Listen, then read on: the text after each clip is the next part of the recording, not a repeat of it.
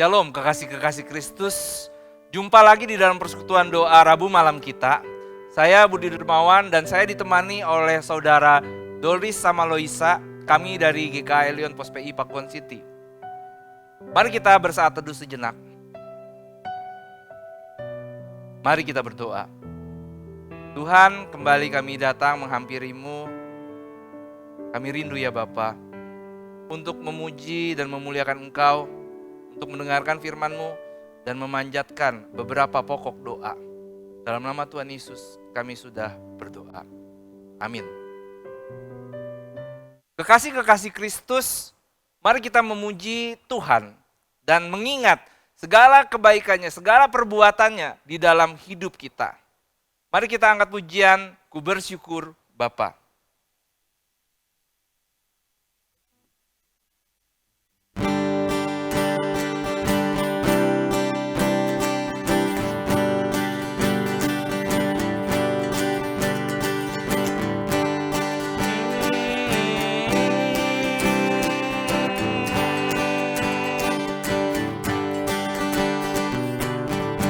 Banyak yang kau perbuat di dalam hidup,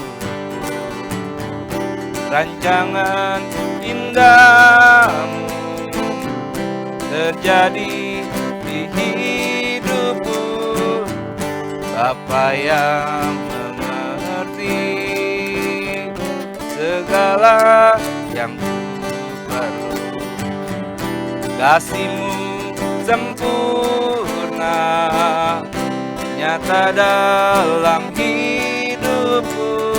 Ku bersyukur Bapa, ku bersyukur Tuhan, buat kasih setiamu di dalam hidupku. Ku bersyukur, Bapa, ku bersyukur Tuhan, buat kasih setiamu di dalam hidupku. Ku bersyukur Tuhan, ku bersyukur Bapa, ku bersyukur Tuhan, buat kasih setiamu di dalam hidupku. Ku bersyukur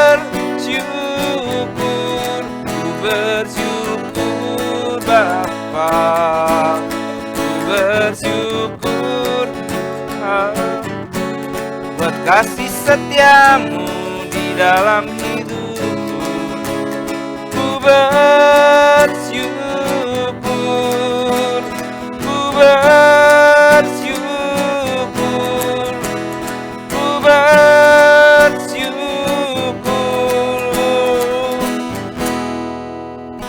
Tuhan.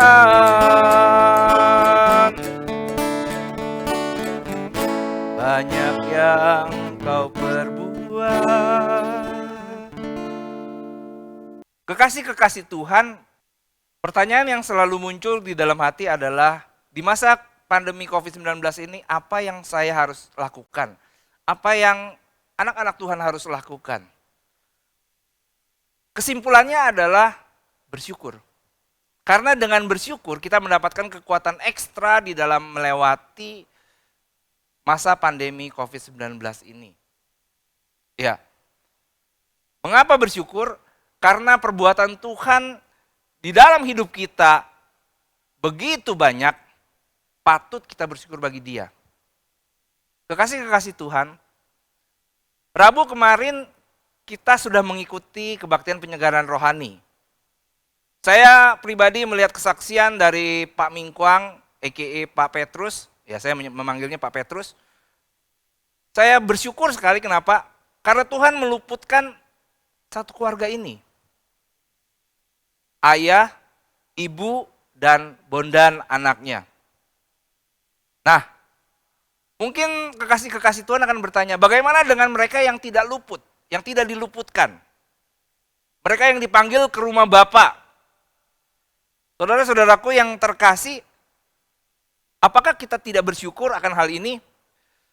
Ya, jangan pernah lupa bahwa saudara-saudara kita yang terkasih, yang dipanggil pulang ke rumah Bapa adalah juga kekasih-kekasih Tuhan. Dan Tuhan menganggap bahwa segala jerih lelah mereka di dunia ini sudah cukup. Wahyu 14 ayat 13 mengingatkan saya bahwa Tuhan ingin agar kekasih-kekasih Tuhan ini beristirahat dari jerih lelah mereka. Dan yang menarik lagi dikatakan bahwa segala perbuatan mereka menyertai mereka. Dalam artian kata begini, apa yang mereka kerjakan diperhitungkan Tuhan. Segala jerih lelah anak-anak Tuhan di dunia yang tidak kekal ini dianggap dan diperhitungkan. Tidak dianggap nol. Sama seperti hasil tidak mengkhianati usaha, demikian pula kekekalan tidak pernah meniadakan segala jerih lelah kekasih-kekasih Tuhan di dalam dunia yang fana ini. Ya, saudara-saudara yang terkasih, mari kita masuk dalam pemberitaan firman Tuhan, mari kita berdoa. Tuhan, kami menyerahkan ke dalam tangan Engkau saja pemberitaan firman Tuhan pada malam hari ini. Dalam nama Tuhan Yesus kami sudah berdoa. Kekasih-kekasih Tuhan, saya akan bacakan firman Tuhan yang terambil dari Hakim-Hakim 6. Dari Hakim-Hakim 6 ayatnya yang 30 dan 32. Hakim-Hakim 6 ayatnya yang ke-30 dan 32. Sesudah itu berkatalah orang-orang kota itu kepada Yoas, bawalah anakmu itu keluar, dia harus mati. Karena ia telah merobohkan mezbah Baal dan karena ia telah menebang tiang berhala yang di dekatnya.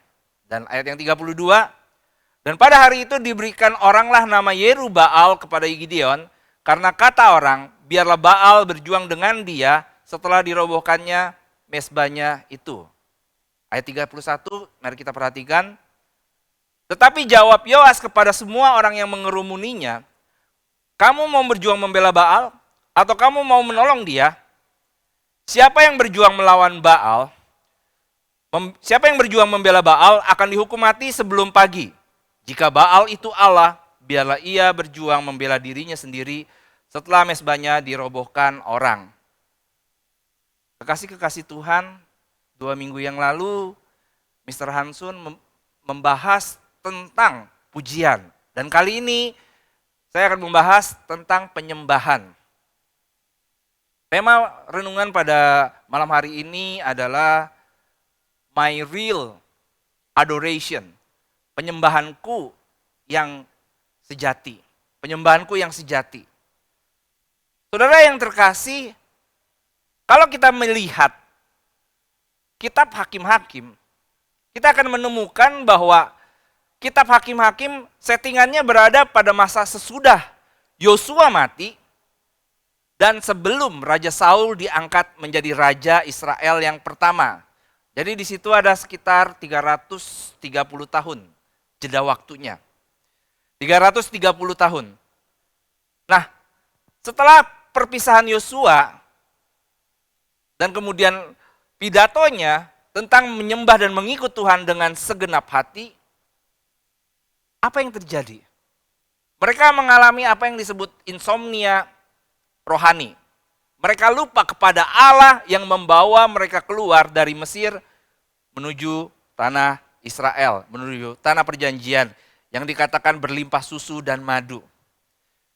Dan demikianlah siklusnya, lalu Tuhan membangkitkan hakim-hakim dan mereka menyembah kembali kepada Tuhan. Dan setelah hakim-hakim itu tidak ada, mereka kembali kepada Baal atau para asyirah mereka. Saudara yang terkasih, kalau kita lihat di dalam Hakim-Hakim 6, di situ kita menemukan reaksi yang ditujukan oleh orang-orang di kota itu, bagaimana berhala mereka dihancurkan. Apa reaksinya? Mereka marah. Mereka marah dan menganggap apa yang dikerjakan, apa yang dilakukan oleh Gideon itu salah. Padahal sebagai orang Israel, sesungguhnya yang salah adalah mereka. Mengapa demikian? Mereka lah yang sesungguhnya mencemarkan, menajiskan nama Allah. Dan seperti yang kita ketahui, penyembahan berhala itu harus diganjar hukuman mati.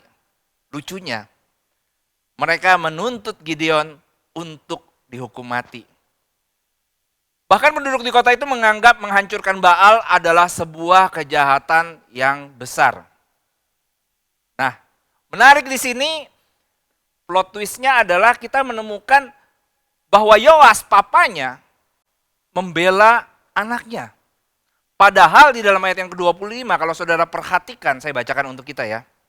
Ayat 25, pada malam itu juga Tuhan berfirman kepadanya, maksudnya Gideon, ambillah seekor lembu jantan kepunyaan ayahmu, yang ini lembu jantan yang kedua, berumur 7 tahun, runtuhkanlah mezbah Baal kepunyaan ayahmu, dan tebanglah tiang berhala yang ada yang di dekatnya.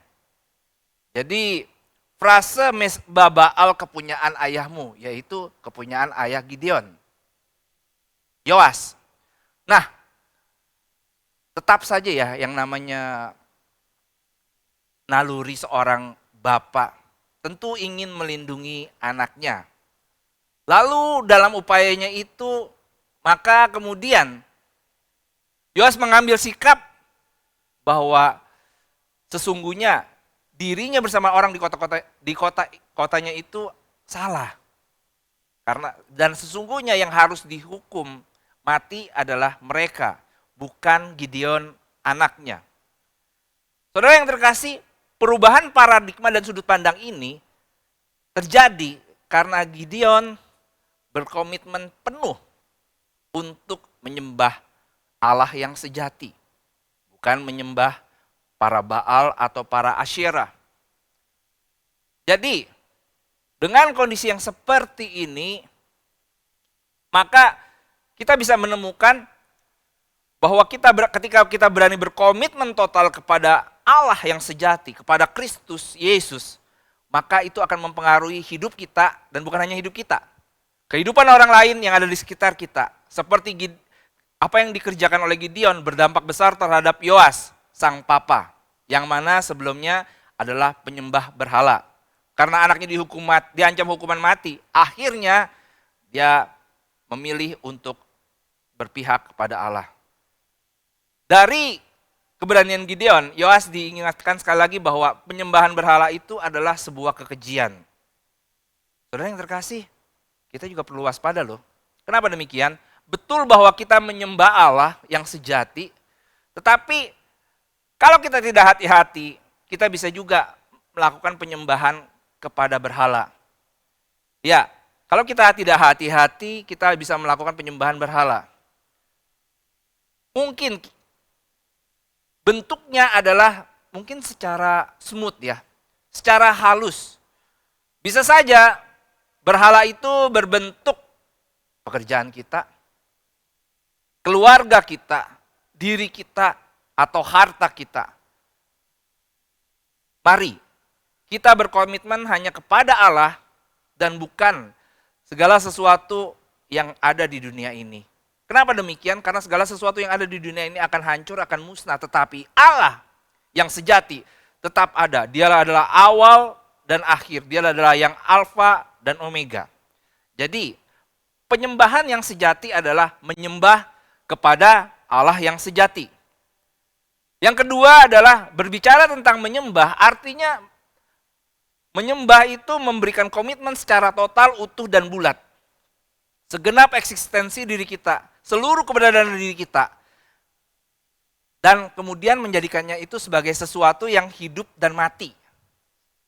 Sebuah harga mati.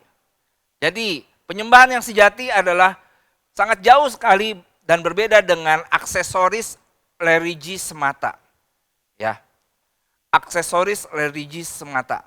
Penyembahan yang sejati juga menyertakan hati yang benar, hati yang berkobar-kobar, hati yang siap membara untuk Tuhan. Saudara yang terkasih, walaupun negatif, saya melihat bahwa penduduk di kota itu sedemikian geramnya kepada Gideon. Mengapa demikian? Karena tanda kutip, mereka sungguh-sungguh menyembah, walaupun subjek penyembahannya itu salah.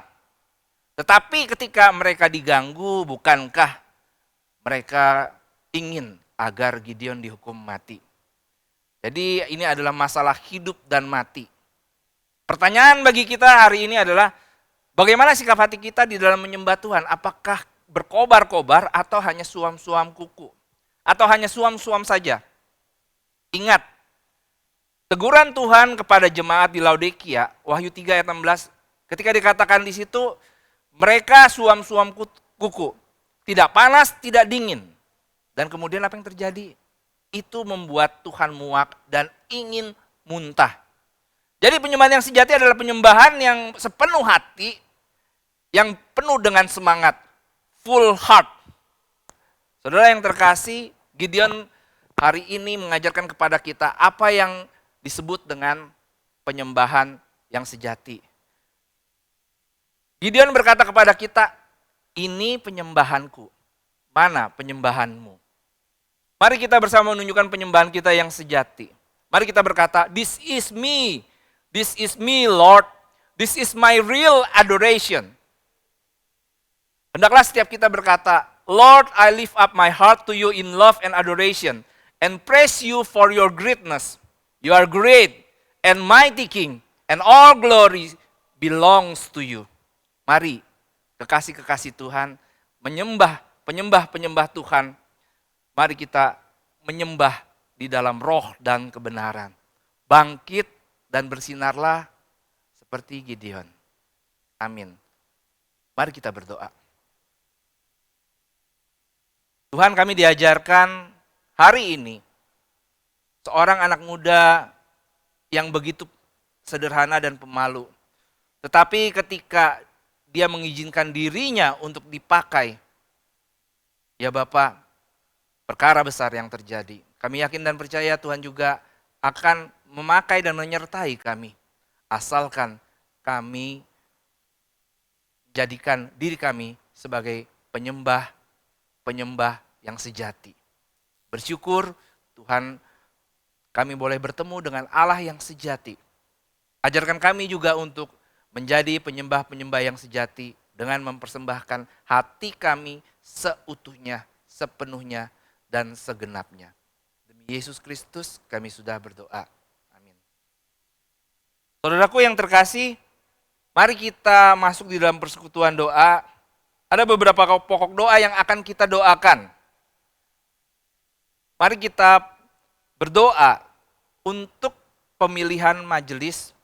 Biarlah Tuhan campur tangan, Tuhan menyertai, dan bagi mereka yang terpilih dan terpanggil, biarlah mereka juga bisa meneladani Gideon untuk berkobar-kobar di dalam melayani Tuhan. Mari kita berdoa. Bapa dalam kerajaan surga, gereja ini kami serahkan ke dalam tangan Engkau saja, bahwa kami sebentar lagi untuk memilih majelis, kami berdoa dan memohon kepada Allah yang sejati. Tuhan, kirimkan majelis yang mengasihi Tuhan, yang bersedia berkorban dan siap untuk menjadi lilin di tengah kegelapan dunia ini. Tuhan berkati prosesnya dari awal, pertengahan hingga akhir. Dan dalam nama Tuhan Yesus kami sudah berdoa. Saudaraku yang terkasih, pokok doa yang kedua, kita berdoa agar masyarakat waspada di dalam menghadapi bencana alam dan cuaca ekstrim. Banjir bandang, tanah longsor, gempa bumi, gunung erupsi selama bulan Februari dan Maret ini. Mari kita berdoa.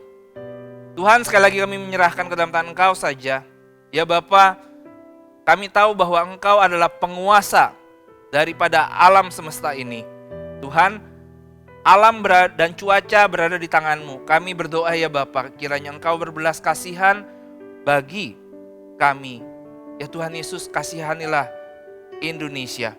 Kami berdoa ya Bapa, agar bencana alam dan cuaca ekstrim, tanah longsor, gempa bumi dan lain sebagainya, kami berdoa ya Bapa, biarlah Tuhan meluputkan juga sama seperti Tuhan meluputkan saudara-saudara kami yang terkasih. Dalam nama Tuhan Yesus. Pokok doa yang ketiga, mari kita berdoa untuk pemerintah pusat dan pemerintahan daerah, serta warga masyarakat untuk konsisten menjalankan penegakan disiplin protokol kesehatan secara berkelanjutan, PPKM skala mikro, tahap pelaksanaan vaksinasi dan pengendalian pandemi. Mari kita berdoa. Tuhan, kami menyerahkan pemerintah pusat kami dan pemerintahan daerah, serta warga masyarakat yang terlibat di dalamnya, agar mereka konsisten di dalam penegakan disiplin protokol kesehatan secara berkelanjutan ini. Juga untuk pendistribusian vaksinasi, ya Bapa, kami berdoa. Tuhan Yesus, kami melihat bahwa pemerintah kami sudah berdaya upaya dengan luar biasa. Tuhan, jauhkan daripada orang-orang yang mencoba mengacau dan mengganggu. Yesus, kami berdoa. Dan kemudian mari kita berdoa untuk yang terakhir, Kesatuan Hati Jemaat, simpatisan GKI Lyon, Pregolan dan Pos PI Laguna, serta secara umum GKI Lyon, agar memiliki kerinduan dan kesetiaan mencari Tuhan walau aktivitas gerejawi dihentikan karena pandemi. Agar sidang jemaat mengikuti kebaktian online, live streaming, serta setiap badan pelayanan, komisi, dan tim tetap semangat dalam melayani Tuhan untuk kemuliaannya. Mari kita berdoa. Sekali lagi Tuhan, kami berdoa agar Tuhan berikan hati kepada jemaat kami, kepada simpatisan kami, kepada setiap bagian dari GKI Lyon. Kami berdoa ya Bapak, biarlah kerinduan dan kesetiaan di dalam mencari Tuhan di masa pandemi ini, walaupun secara onsite, secara offline kami tidak bisa bertemu, tetapi biarlah hati yang berkobar-kobar itu juga menyertai saudara seiman kami. Tuhan sertai dalam nama Tuhan Yesus. Kami serahkan ke dalam tangan Engkau saja. Dan terakhir mari kita berdoa agar Tuhan menguatkan dan menopang kehidupan perekonomian dari keluarga jemaat simpatisan selama kondisi pandemi, agar mereka tetap sehat, sukacita, dan semangat untuk selalu dibangun di dalam Kristus. Mari kita berdoa. Kami berdoa ya Bapak, untuk agar Tuhan menguatkan dan menopang kehidupan keluarga jemaat di masa pandemi COVID-19 ini. Ya Tuhan, kami juga berdoa untuk pergumulan hidup mereka, bagi sidang jemaat maupun simpatisan yang mengalami kesulitan ekonomi, usaha, pekerjaan, tekanan hidup, yang mengalami kelemahan tubuh, sakit, penyakit, dan lain sebagainya. Kami mohon ya Tuhan, sertailah sidang jemaat kami, berkatilah mereka. Dalam nama Tuhan Yesus kami berdoa. Tuhan, terima kasih. Kami boleh memuji Engkau, kami boleh mendengarkan firman-Mu, dan kami boleh mengajukan beberapa permohonan. Kami yakin dan percaya Tuhan akan menjawabnya sesuai dengan waktu dan kehendak-Mu. Dalam nama Tuhan Yesus kami sudah berdoa. Sampai jumpa, Tuhan Yesus memberkati.